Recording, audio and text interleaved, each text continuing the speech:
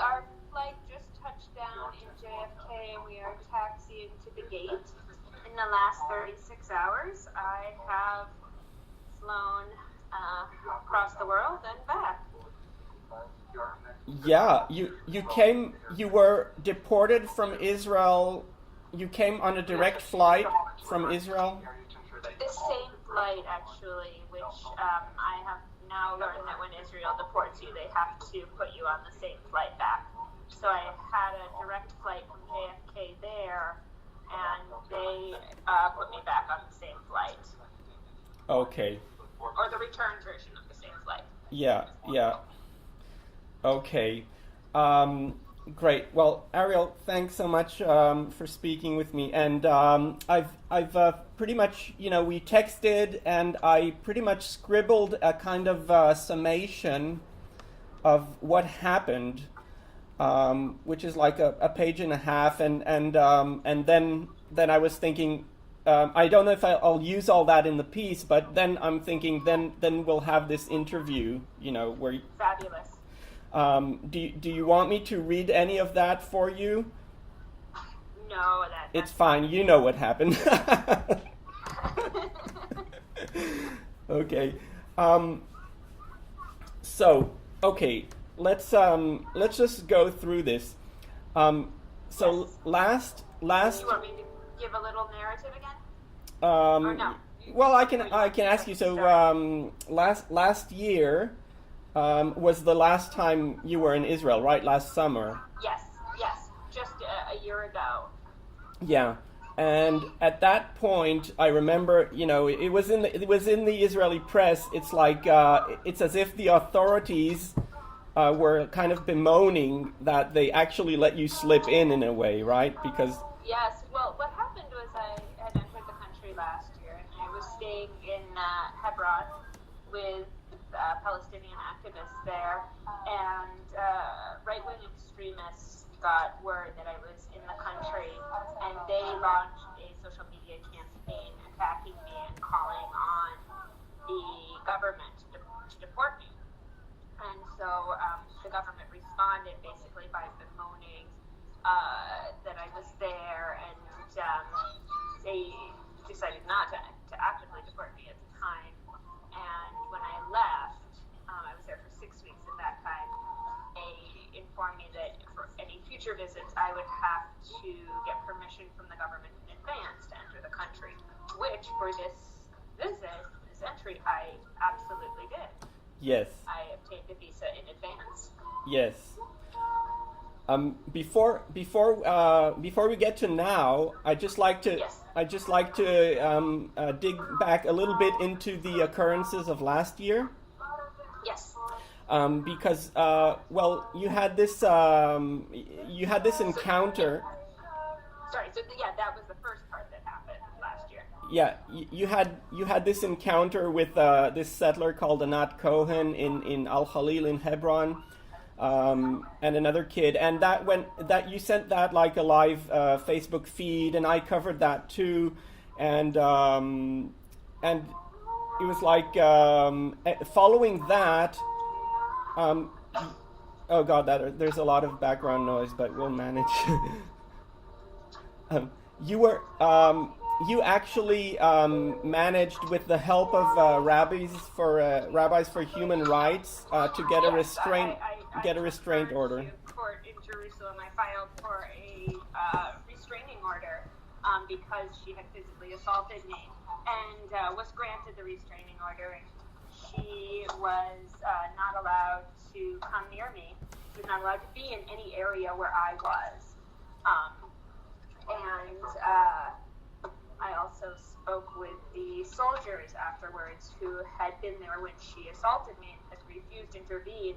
And they told me that they had been punished for refusing to intervene, essentially for making the Israeli army look bad, and for refusing to protect an American Jew.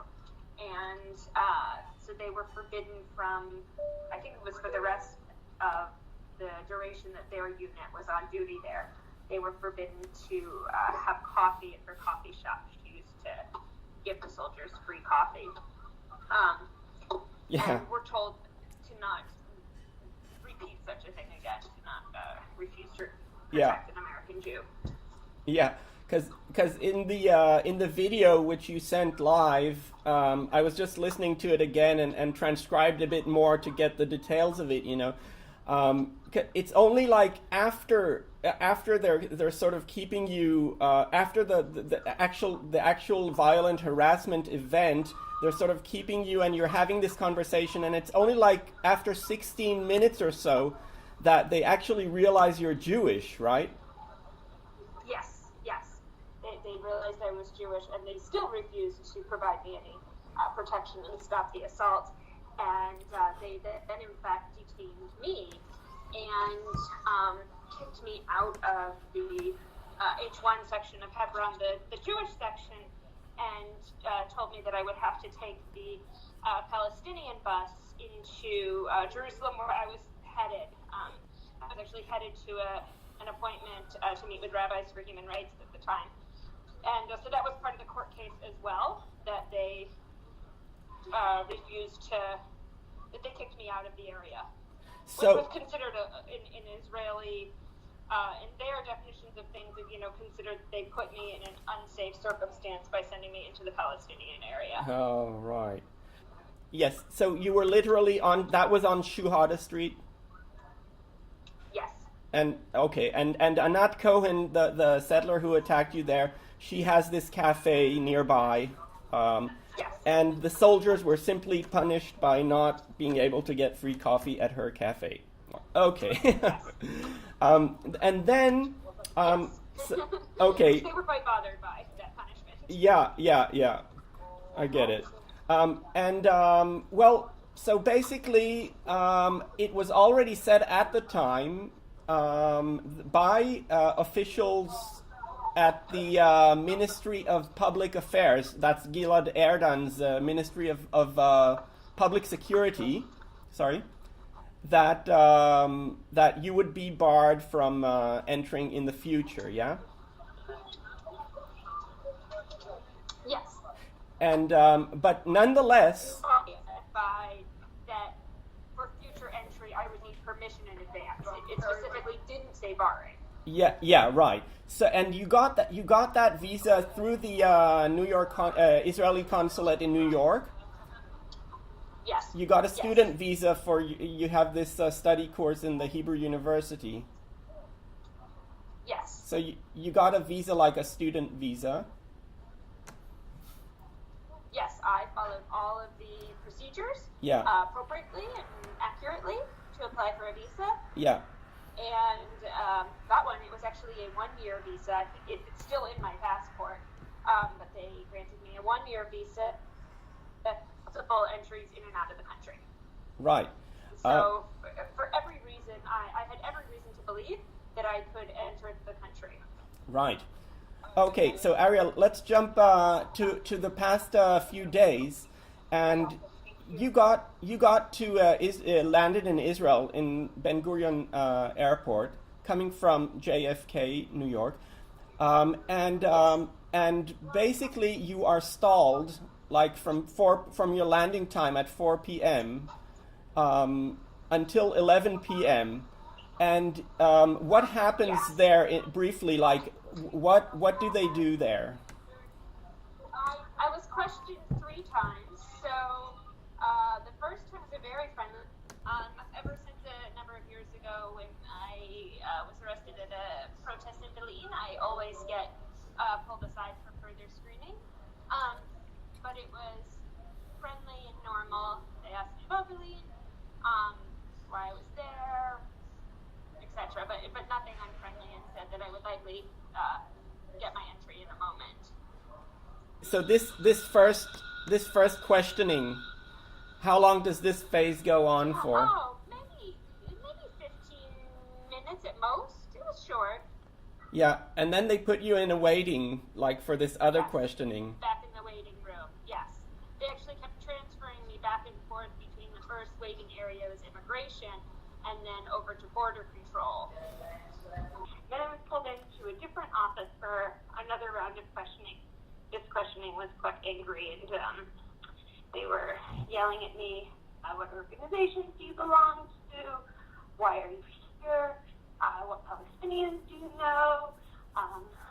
Who is Issa Amro? How do you know him? Why do you talk to him?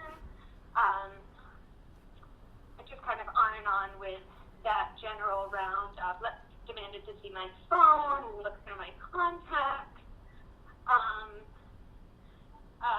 Went to look at my Facebook page, then they sent me back out again. Finally, later called me back in again, and this round they yelled at me that I lie and no Palestinians, and finally said you're being deported. Oh, and at one point during this round of questioning, they started screaming at me, how do you have this visa? Where did you get this visa? Where did you get this visa? And I said, I got this visa from you, through the proper channels, from your government, a consulate in New York City, which made them unhappy. We now know that 2 ministers were involved and had to be involved in getting that visa revoked. So they finally said that they were deporting me and raced me onto an airplane back. Yeah. Did they give you any actual official document on mentioning the reason for your deportation? Yes. They verbally told me that the reason for my deportation was that I was that I lied, which I had not done at any time, and what happened last summer was the verbal reason. The paper says immigration risk. Immigration risk. Yes. So the risk that you might want to stay or something? Yep. Okay. It is absurd in so many ways, beginning with their, law of return, which says that all Jews are welcome there, to the fact that I was there for a specified purpose, amount of time, had a return ticket, had children in the U.S., blah, blah, blah. So ridiculous on all fronts. Yeah. So, and we will be trying to contest that. You, who is we? An attorney. Yeah. Myself and an attorney. From a U.S. From the U.S. Not, or from Israel. From Israel. Okay. Yes. Right. Okay. I got the. I think we got the basics of it. I'm happy they let you. I'm happy they let you back into USA. I know these days. Before you know it, you'll be stateless. Living in airports. I had asked them in Tel Aviv. I was surprised. I thought that I could buy a ticket elsewhere, and I would not have flown immediately back to the States. I'm not sure where I would have gone. Maybe at the moment I was like, maybe I'll hop over to Jordan, or and they said no, you have to go back on the same flight, and we returned you to the same place. You have no choice in that. Yeah. So, what is this? Are your kids in Israel? Like last year, I remember your son. No, they're at summer camp, Jewish summer camp in the Berkshires this year. Okay, I remember last year your son is he 17 now or? Yes, he's now a junior counselor, and last year he was in Israel with his camp, and my daughter will be on that. Presumably, or will be eligible for that trip next year. How old is she? 15. Okay, great. Right. So, what does this mean, like in terms of your plans now? So, obviously, you can't do the course at the Hebrew University, and what? Or visit any of my friends in Palestine. Yeah. Or support work on the ground taking place, in Palestine. Yeah. For freedom and equality. Yeah, and so, I feel the sense of isolation and a sense of strangling on activists in Palestine who can't have people like me come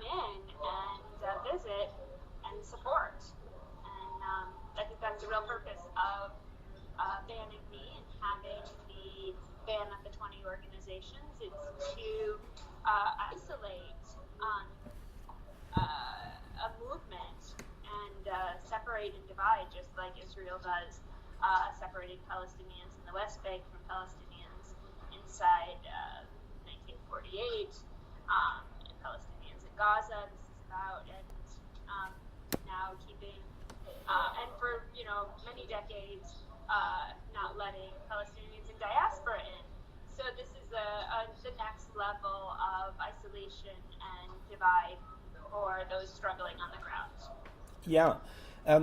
Ariel, Code Pink was actually on the list of those 20 organizations. We are on the list. Mm-hmm. However, right after the list came out, so we at Code Pink do not bow down or give up easily.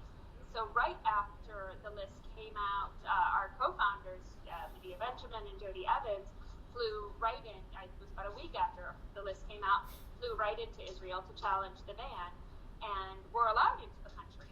And they visited the Tamimi family in Nabi Saleh and as mentioned in Hebron.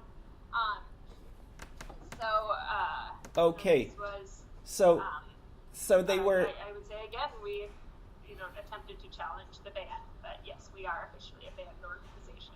Yes.